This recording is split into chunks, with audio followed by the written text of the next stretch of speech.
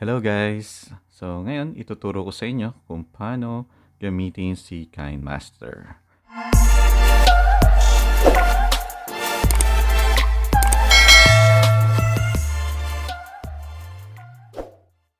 This is the homepage of Kinemaster. On the right side here, you will see your photos, videos that is stored in your phones. And here on the left side, you'll see the store of Kinemaster. This is where you edit, and this is the YouTube videos. And here is the settings, device compatibility. Now to start editing here in Kinemaster, you have to press this, select aspect ratio. If you are going to upload it on YouTube, always choose 16 by 9. Do not choose this and this because that's a different format. 16 by 9 is YouTube format. Okay, keep that in mind. Now, here on the right side, you will see media, layer, voice, audio, play. There's a store again, and exit. This is the exit. Okay. Now, if you would like to add the videos or photos, just click that. And if you like to choose a background, you can choose here. Or don't want that, your favorites, you can put favorites here, and cloud storage if you have Google account. Of course you do if you have YouTube, so you can get that videos or photos there. Now here we are already selected a video. You can play here, just press play button. Okay, or this is where the magic start. Here on layer, if you'd like to add photos, okay, you can add more photos or picture. Like for example, let's add a picture.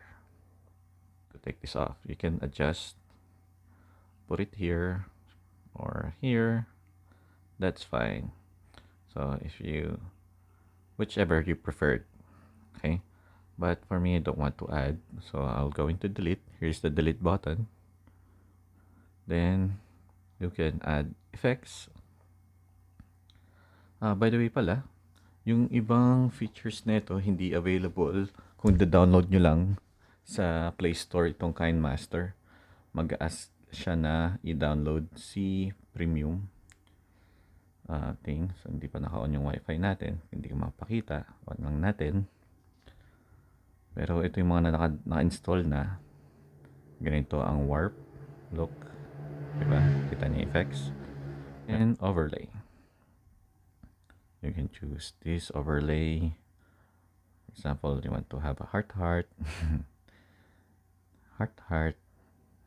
more heart. So ikaw bahala pumili ng effects na gusto mo or overlay. Mayroong iba-ibang overlay dito na pagpipilian. Ida-download mo rin yan sa store. Dito kayo kukuha ng mga ganyan. May mga bago sa lahat. New. Ito bago lang to. Hindi ko na-install. Itong mga reaction. May dog din. Oh. Marami siya.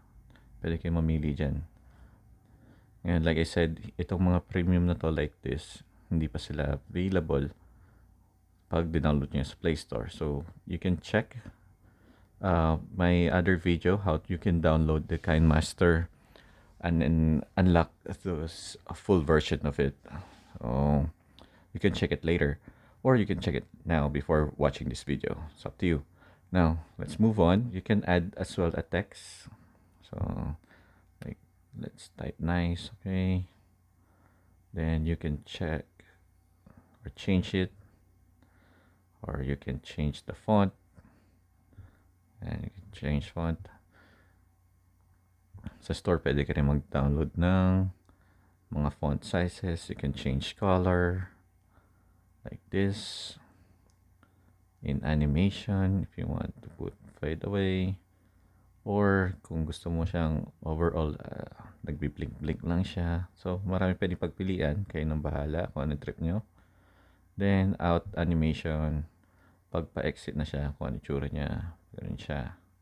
So, slide right kung gusto niya patapos. Yun, no? Okay. Now, you can choose also yung shadow niya.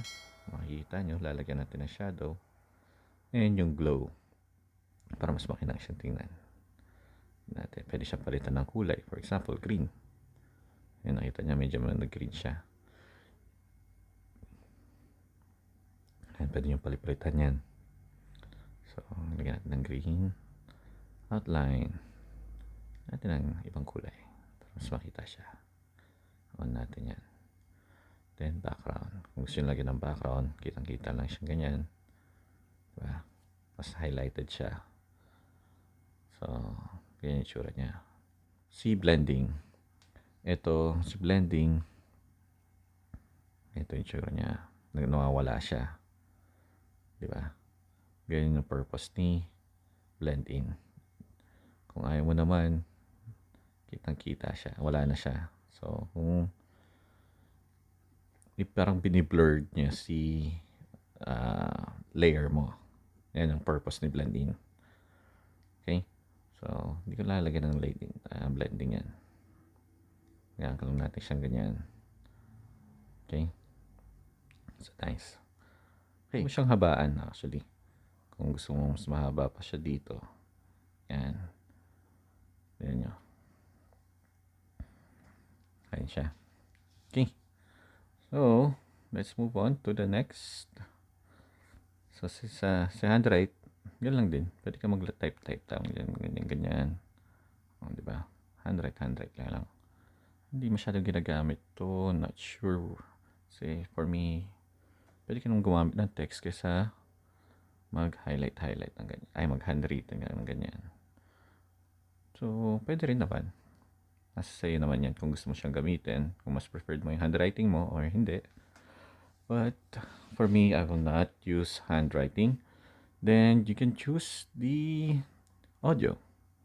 Kung gusto mo lagyan ng music, ganito siya. For example, ito, happy beat.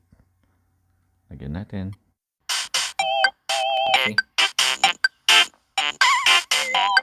Meron na siyang sounds.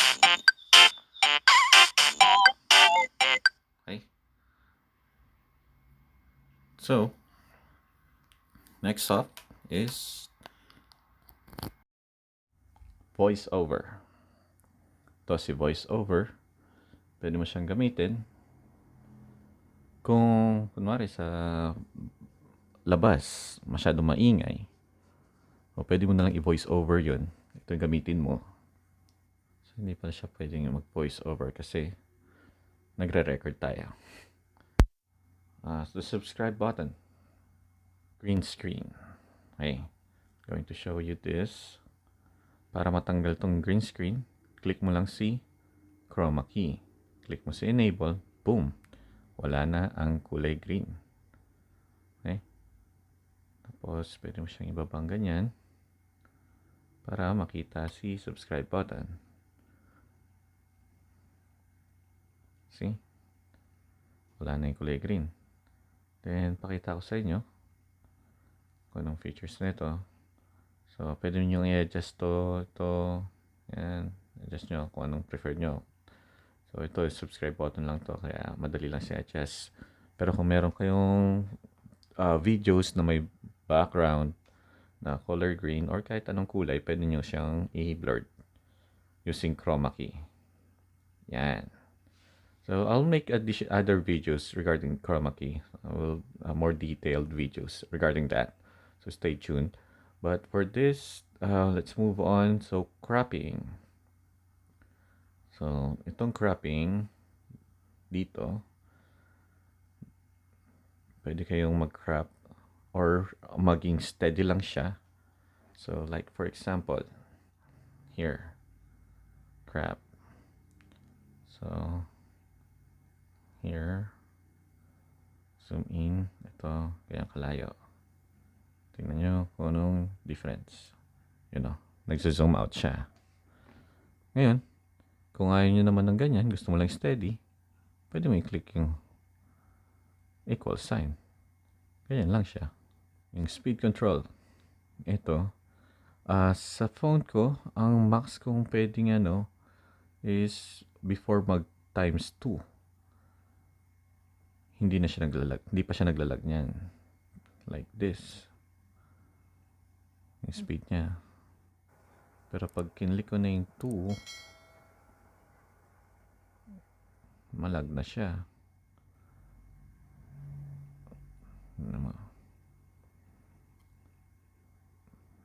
Naglalag na siya. So, pag nag-speed control ako, kung gusto kong medyo mabilis or fast forward, hanggang dito lang ako. Yan. Kung gusto mo naman na mabagal, pwede naman yung max na mabagal. So, sobrang bagal niya.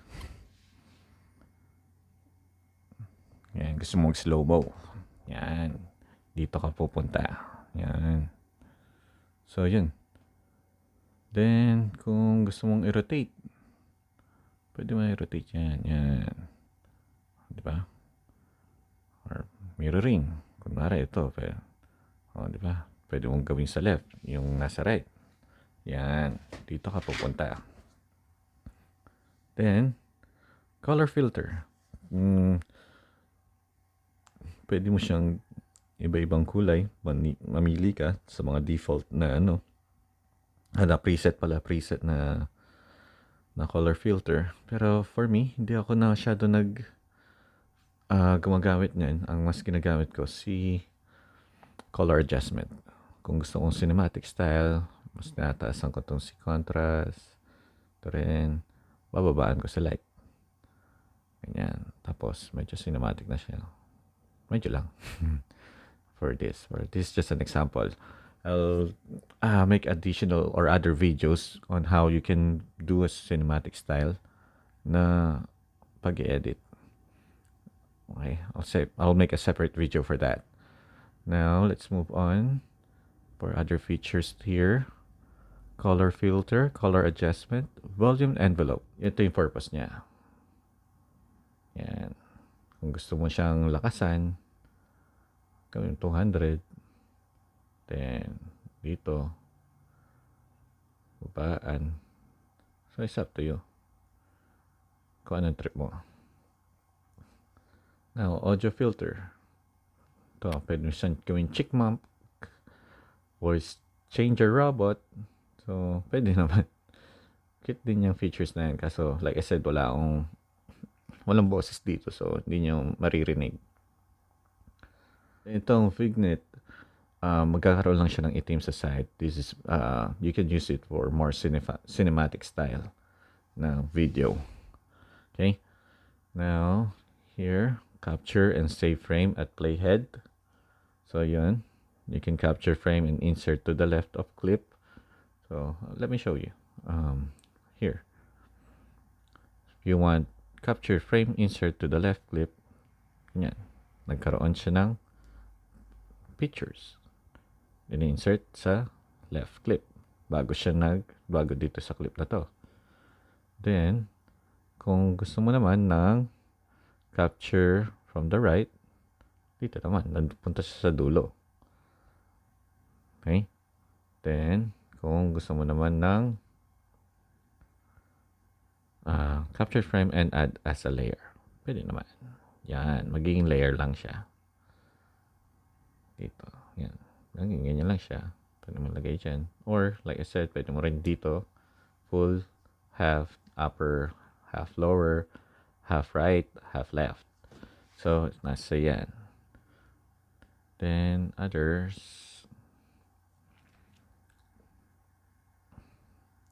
Ito rin yan. Animation pala. Yun yung animation siya. Magiginig-ginig siya. So, ito naman yung volume features. Pwede mong i-silent, pwede mong taasan up to 200. Pwede mo ring i-click yung compressor. Pwede mong 200 tsaka compressor mas malakas. Then, yung right, left, and pitch, pwede mo ring adjust. And ito yung isa sa pinaka gusto ko sa Kinemaster. Itong adjusting ng volume niya. Maganda. Pwede mong palakasin. Ito naman, kung gusto mong i-export. So, later, export natin yan. Then, ito, settings, audio, video, editing. So, kung gusto nyo magkaroon ng default photo duration, 6 seconds, project default duration, 6 seconds. So, it's up to you. You can put it here, your default settings. Okay?